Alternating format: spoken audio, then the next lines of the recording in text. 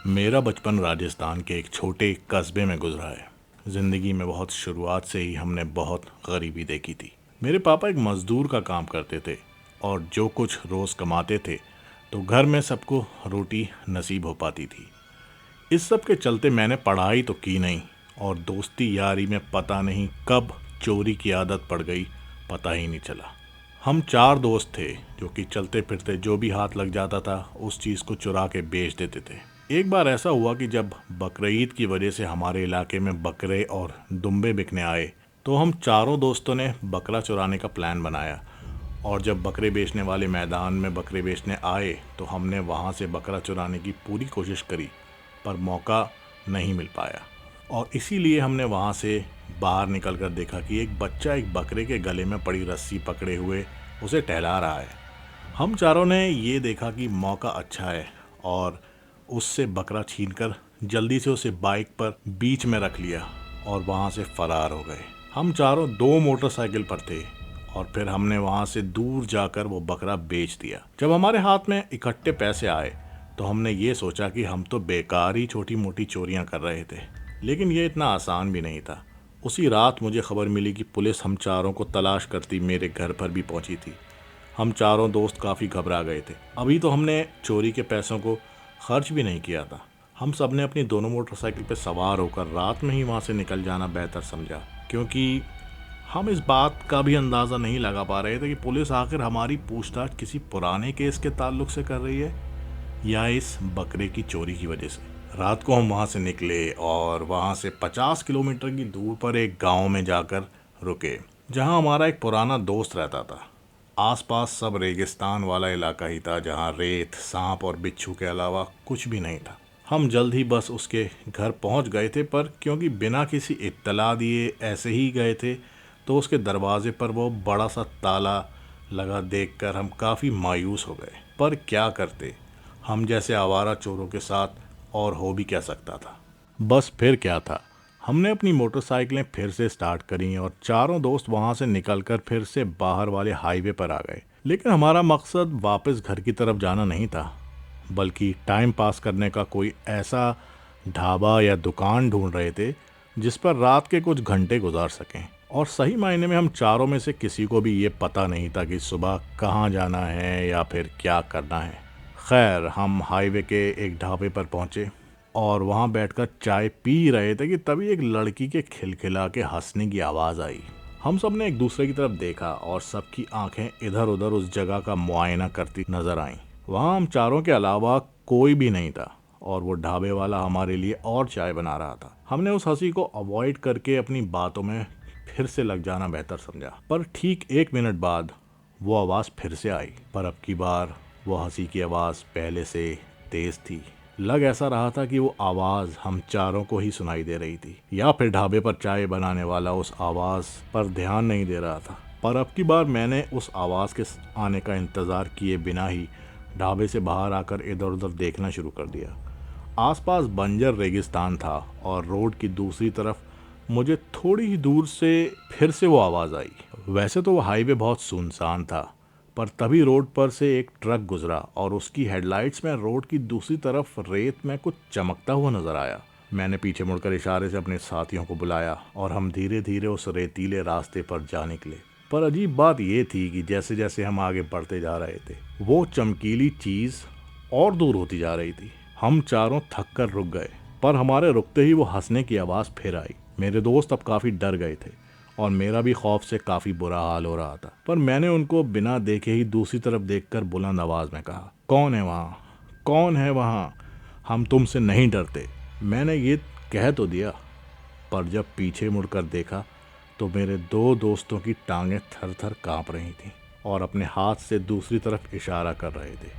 मैंने फौरन दूसरी तरफ पलटकर देखा तो वहाँ कोई दुल्हन की लाल चुन्नी पहने बैठा था, हमारी तरफ ही देख रहा था, और वो जो चमकीली रोशनी थी वो उसके जेवरों से आ रही थी। इस सब के चलते अब की बार हंसी की नहीं बल्कि एक आवाज़ आई, जैसे किसी लड़की ने कहा, आ जाओ।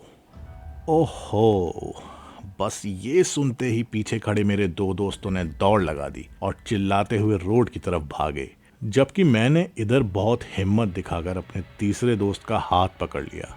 हमारे पैर जैसे उस रेत में जम से गए थे और हाथ एकदम ठंडे थे, लेकिन समझ ही नहीं आ रहा था कुछ, और ना ही भागने का कोई इरादा। पता नहीं क्यों ऐसा लग रहा था कि जैसे दिमाग पर किसी ने कंट्रोल कर रखा है, लेकिन हमें अभी तक ये नहीं पता था कि अभी बहुत कुछ होना बाकी था। फिर मैंने अपने आप पर कंट्रोल करते हुए बोला, कौन है इधर? मेरा दोस्त मेरा हाथ पकड़कर खींचने लगा और बोला कि चल भाग लेते हैं यार। इतने में मैं ये फैसला ले पाता कि वो सामने बैठा शख्स बिल्कुल मेरे नज़दीक आ चुका था। उसके चलने पर उसके जेवर और पैरों के घुंघरू छम छम आवाज़ कर रहे थे। उसने मेरे चेहरे के काफ़ी पास आकर जैसे ही अपनी लाल चुन्नी सर से हटाई, बस बस बस मेरी जान निकल गई। ऐसा लगा कि पूरे जिस्म का खून तेज़ी से मेरी टांगों की तरफ पहुंच रहा है। वो तो असल में एक आदमी था जिसके मुंह पर दाढ़ी होने के बावजूद उसने औरतों की तरह मेकअप किया हुआ था। उसके बाल चांद की हल्की रोशनी में भी चमक नहीं रहे थे, क्योंकि वो बेहद गंदे और जटाओं की तरह उसके सर पर जूड़े की तरह बंधे हुए थे। कुछ चमक रहा था तो बस वो उसके जेवर थे। उसके निचले जिस्म पर सिर्फ एक धोती ही थी और ऊपरी जिस्म पर पता नहीं मिट्टी थी या राख लिपटी हुई थी। उसका दीदार करते ही हम दोनों दोस्त पीछे रेत में गिर गए और अपने पैर घिसटकर पीछे की तरफ जाने लगे। ये देखकर वो शख्स बहुत ज़ोर से हंसा, और वो वही आवाज़ थी जो हम इतनी देर से सुन रहे थे, यानी एक लड़की की आवाज़। वो उसी दाढ़ी वाले शख्स के मुंह से आ रही थी, पर वो तो लड़के की आवाज़ थी और उसके मुंह से काफ़ी डरावनी लग रही थी। हमारा दिमाग चकरा चुका था। फिर उसने हम दोनों को देखते हुए कहा, मुझसे डरो मत प्यारो, मैं तो नन्हा सा बालक हूँ। ये कहते कहते उसने अपने हाथों में पकड़े छोटे से डंडे से अपने ही सर पर वार कर दिया और फिर बार बार अपने सर पर डंडा मारता जा रहा था। अजीब बात यह थी कि डंडा मारते मारते उसकी आवाज़ औरत से आदमी की होती जा रही थी। वो तब तक नहीं रुका जब तक कि उसके सर से खून नहीं निकलने लगा, पर अब उसकी आवाज़ पूरी तरह से तब्दील हो चुकी थी और बोलने का अंदाज भी मुख्तलिफ था। फिर उसने अपने दूसरे हाथ से अपने सर का खून पोंछा और उसे अपनी ज़बान से चाट कर बाकी बचा खून अपने बालों पर लगा लिया। अब वो टोटली एक डिफरेंट कैरेक्टर के रूप में नज़र आ रहा था, जिसने कि अब वो लाल चुन्नी उतार के रख दी थी और पैरों से घुंघरू भी खोल रहा था। हम वैसे ही जमे रेत पर पड़े हुए थे। इतने में मेरे दोस्त ने मेरे कान में हल्के से कहा, ये तो कोई अघोरी मालूम होता है भाई। पर इससे पहले कि मैं कुछ कहता, इस बात का जवाब सामने खड़े उस अघोरी ने ही दे दिया। वो बोला, हाँ बच्चों, मैं ही वो अघोरी हूँ जिसकी वजह से तुम लोग इतनी दूर आए हो। बहुत बड़ी दौलत मिलने वाली है तुम्हें, और जो भाग गया उसे भूल जाओ। ये सुनकर हम दोनों हक्के बक्के रह गए। इसके साथ ही अब वो नीचे हमारे पास बैठकर बीड़ी जलाने लगा। साथ में ही उसने बड़े इत्मीनान से अब हमको कुछ ख़ास बातें बताईं। अघोरी बोला कि पास में ही एक कुआं है जिसमें कि अब पानी नहीं है, उसके तले में नीचे माया है, माया। ये सुनकर हम दोनों ने एक साथ कहा, माया? क्या मतलब? इस पर वो हंसकर बोला, माया मतलब सोना, चांदी, हीरे, जवाहरात। नीचे कुएं में खोदने पर वहाँ तुमको एक सोने की देग मिलेगी, बस वो ऊपर लाना है और सारा माल फिर हमारा। पर यह काम सिर्फ आज रात ही करना होगा, वरना फिर ये रात अगले 33 साल तक नहीं आएगी। ये सब सुनकर हम हैरान तो थे, पर मन में कई सवाल उठ रहे थे। हमारी शक्लें देखकर अघोरी फिर से बोला, सोचो मत, इतनी दौलत मिलेगी कि फिर कभी चोरी चकारी करने की ज़रूरत नहीं पड़ेगी। मैं ऊपर रहकर मंत्र पढ़ूंगा और तुम दोनों नीचे कुएं में जाकर ये काम अंजाम देना। हम दोनों दोस्तों ने भी ये सोचा कि प्लान तो ठीक है और कोई ख़तरा भी नहीं नज़र आ रहा। हम लालच के इस खेल को खेलने के लिए बिल्कुल तैयार हो चुके थे। अब हम अघोरी के पीछे चल दिए और तकरीबन 20-25 मिनट में उस सूखे कुएं तक पहुंच गए। वहां पहुंचकर डर तो लग रहा था, पर उस दौलत की लालच के आगे हम एक दूसरे की हिम्मत बांध रहे थे। जब उस पुराने सूखे कुएं में झांक कर देखा तो अंधेरे के सिवा कुछ नज़र नहीं आ रहा था, पर वो अघोरी तो जैसे पूरी तैयारी से आया था। उसने हमें ज़मीन खोदने के लिए फावड़ा, कुदाल, तसला सब दिया और साथ में एक बैटरी वाली टॉर्च भी दी। कुएं की मुंडेर वाली दीवार पर एक लोहे का कुंडा था जो कि काफ़ी मजबूत लग रहा था। उस कुंडे से बंधी एक मोटी रस्सी कुएं में जा रही थी और उसी रस्सी से हमें नीचे उतरना था। अघोरी ने फौरन लकड़ियां इकट्ठा करके कुएं के साइड में आग जला ली और मंत्र पढ़ने बैठ गया। मैंने उसी आग में से एक लंबी लकड़ी उठाई और उसको एक मशाल की तरह तैयार किया और हिम्मत करके पहले मैंने कुएं में उतरना शुरू किया। मेरे बाद मेरा दोस्त भी उतरने लगा। नीचे इतना अंधेरा था कि पता ही नहीं लग रहा था कि उस कुएं का बेस कब आएगा। तकरीबन 40-45 फुट नीचे उतरने के बाद हमारे पैरों के नीचे ज़मीन आ चुकी थी। डर ये भी था कि किसी जहरीले सांप या बिच्छू से सामना ना हो जाए, पर उस रात हमारा सामना किसी और भी खतरनाक मखलूक से होना था। पर हम इस चीज़ से अनजान अपना काम शुरू कर चुके थे। मेरा दोस्त लाइट पकड़े खड़ा था और मैंने ज़मीन पर फावड़ा चलाना शुरू कर दिया था। तभी अचानक हम दोनों को ये एहसास हुआ कि हमारी हाइट के लेवल तक एक अजीब सा कोहरा यानी फॉग टाइप कुछ इकट्ठा हो गया है और वो इतना डेंस है कि पास में खड़ा मेरा दोस्त भी मुझे नहीं दिख रहा था, बस उसकी आवाज़ आ रही थी। हम दोनों एक दूसरे का नाम लेके चिल्ला रहे थे लेकिन एक दूसरे को टच नहीं कर पा रहे थे, ढूंढ नहीं पा रहे थे। हम दोनों घबरा गए और एक दूसरे को उस सफ़ेद कोहरे की चादर में ढूंढने लगे, लेकिन हम एक दूसरे तक पहुंच नहीं पा रहे थे। इतने में ही ऊपर से अघोरी की आवाज़ आई, काम जारी रखो, काम रुकना नहीं चाहिए, जबकि हमें कुछ भी नहीं दिख रहा था। तभी अचानक बहुत ख़तरनाक गुर्राने की आवाज़ कुएं के अंदर से आनी शुरू हो गई, जिसके साथ ही घंटियां बजने की कुछ आवाज़ आ रही थी। कुछ समझ नहीं आ रहा था ये हो क्या रहा है। ठीक 2-3 मिनट के बाद वो सफ़ेद कोहरा कुछ हल्का पड़ने लगा और फिर धीरे धीरे गायब हो गया। अब जैसे ही मैंने नज़र उठाकर इधर उधर देखा तो मेरा दोस्त तो मेरे सामने ही खड़ा था, पर इससे पहले मैं उसको कुछ कहता कि अचानक हमारे ऊपर कुछ गरम गरम सा लिक्विड ऊपर से आ गिरा। ओफो, वो डेफिनेटली पानी तो नहीं था।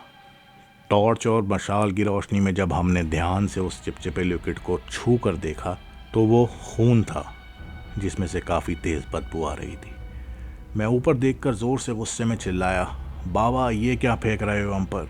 इस पर अघोरी ने कोई जवाब नहीं दिया और ज़ोर ज़ोर से मंत्र पढ़ने लगा। फिर बहुत सारी मिट्टी और राख हम पर डालना शुरू कर दिया। इसके बाद वो कुएं की मुंडेर पर बैठ गया। हमने भी अपना दिमाग चलाया, लेकिन वो नीची लटकती रस्सी अब कुएं में नज़र नहीं आ रही थी।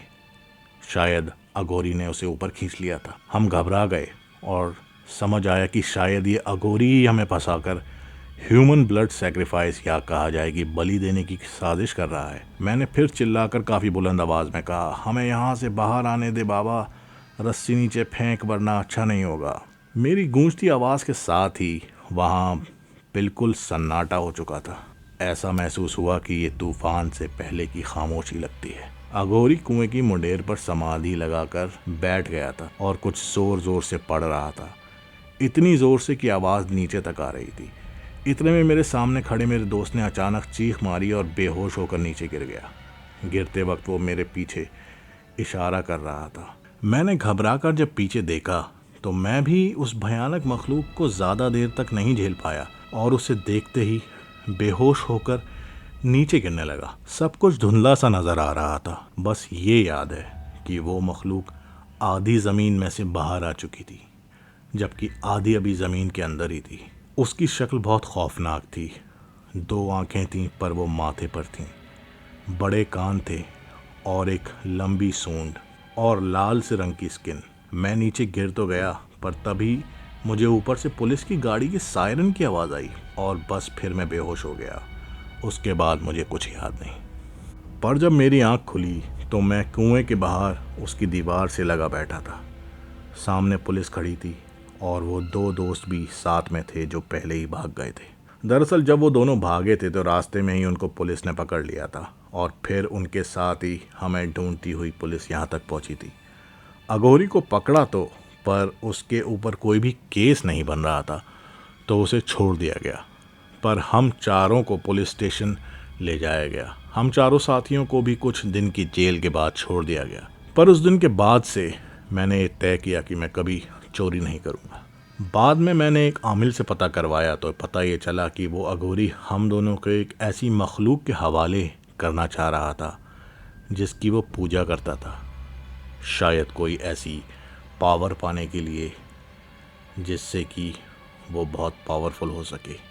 ऐसे केसेस में इस सैक्रिफाइस को भेंट कहा जाता है, यानी एक गिफ्ट अपनी उस एंटिटी या मखलूक को जिसकी आप पूजा करते हैं और जो आपको पावर दे सकती है। तो गाइस, ये स्टोरी आपको कैसी लगी कमेंट में ज़रूर बताएं, लाइक शेयर और सब्सक्राइब करें। So this is Fact Matrix signing off. Bye bye.